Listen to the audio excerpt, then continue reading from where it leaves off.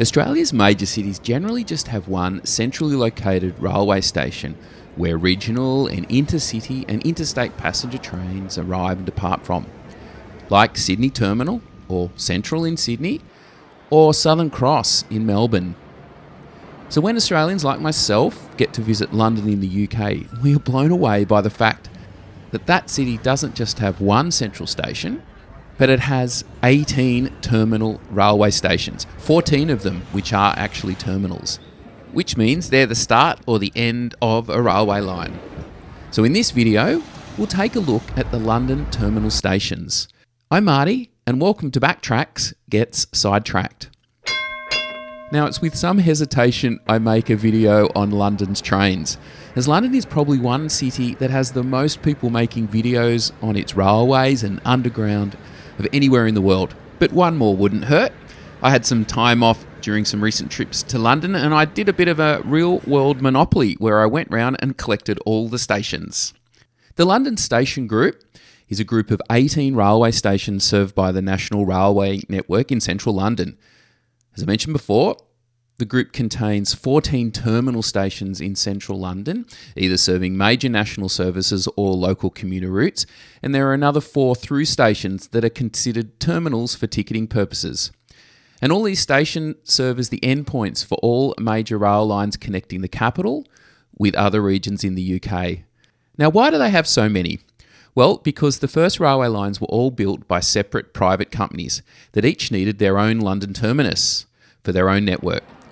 So, for example, you get St Pancras smack next door to King's Cross, and those next door neighbours serve different company networks. And even harder than travelling around and filming them all, it's deciding in which order to present them. So for ease of following, I think I'll do it in 3 groups: the Northern Group, the Western Southern Group, and then the Eastern Group. So let's start with what is my personal favourite, Paddington. Why is it my favourite? Well, it was the first station I ever saw when I first visited London, because it was the end of the Heathrow Express. When you arrived at Paddington, you really felt like you'd finally arrived in London. Paddington opened back in 1854. It was the 8th station actually to open in London as the terminus of the Great Western Railway. And Paddington was designed by the very famous Brunel, one of the most influential engineers in history. The station features a distinctive roof structure with wrought iron arches and glass panels. Paddington is the London terminus for the Great Western Main Line. Passenger services are mainly operated by the Great Western Railway, providing passenger trains to West London and the Thames Valley, as well as long-distance intercity services to South West England and South Wales.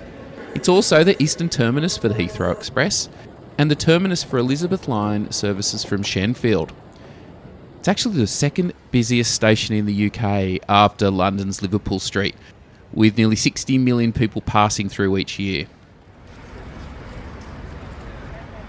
Now let's leave Paddington and head east to Mariban. This is a very cute little station. Actually, had a little bit of trouble finding it. It's tucked away on the north side of Mariban, just to the west of Regent's Park. I really like this one. After nearly being closed in 1970 and again in 1983, today it's the southern terminus of the Chiltern Main Line. The station opened in March 1899 as the London terminus for the Great Central Main Line, and it was the last major railway to open in Britain for 100 years, and the last one to be built into London until High Speed 1 was built, and it's one of the smallest with just 6 platforms.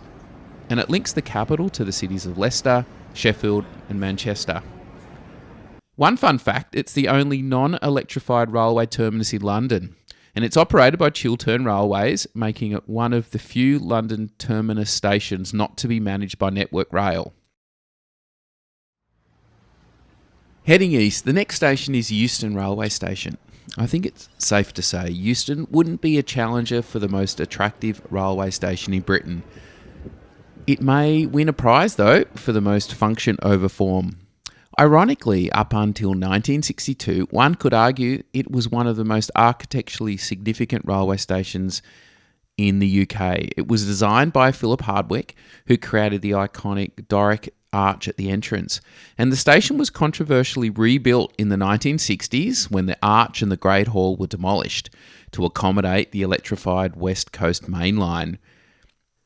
But let's go back to the beginning, and Euston was built in 1837. And it was the second mainline station in London and the first intercity one.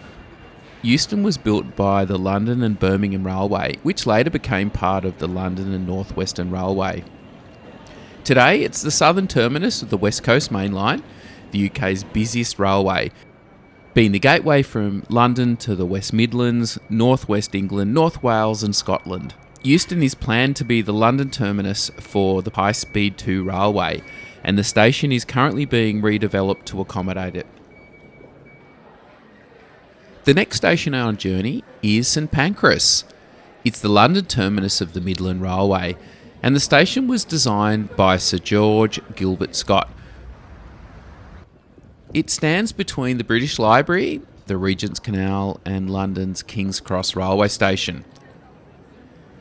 St Pancras is lucky to be alive because it came under threat during the 20th century, damaged in both World War I and World War II, and then in the late 1960s by plans to demolish it completely and divert all services to King's Cross or Euston. Gosh, thank goodness that didn't happen.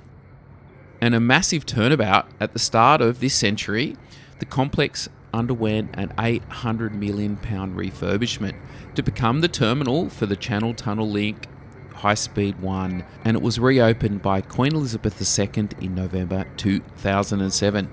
So today it is the terminus for Eurostar services to Belgium, France and the Netherlands. And the station also serves trains to the Midlands and Yorkshire. So let's head across the road to King's Cross. King's Cross was the London terminus of the Great Northern Railway's East Coast Main Line, and it was named after a monument to King George IV, which stood nearby. The station quickly grew to cater to the suburban lines and was expanded several times in the 19th century. And as part of the Big Four grouping in 1923, it came under the ownership of the London and North Eastern Railway, LNER, who introduced famous services such as the Flying Scotsman and the locomotives like the Mallard. But in the late 20th century, the area around the station became known for its seedy and down-market character. And I have to laugh because no coincidence that King's Cross in Sydney, Australia had a similar reputation about the time. But a major redevelopment was undertaken in the last 30 years, including restoration of the original roof, and the station became well known for its association with Harry Potter books and films, particularly the fictional Platform 9 3/4. Can you tell me where I might find Platform 9 3/4? 9 3/4? Think you're being funny, do you? Same. Gosh, we've just covered 5 stations and we're already 8 minutes in. I think it's time to take a break. Appropriately, probably, with a cup of English breakfast tea. And next time we'll head south to look at stations like Victoria, Waterloo and Charing Cross. I would say we'll probably release that in the next week or so. Thanks for watching, and we'll see you next time.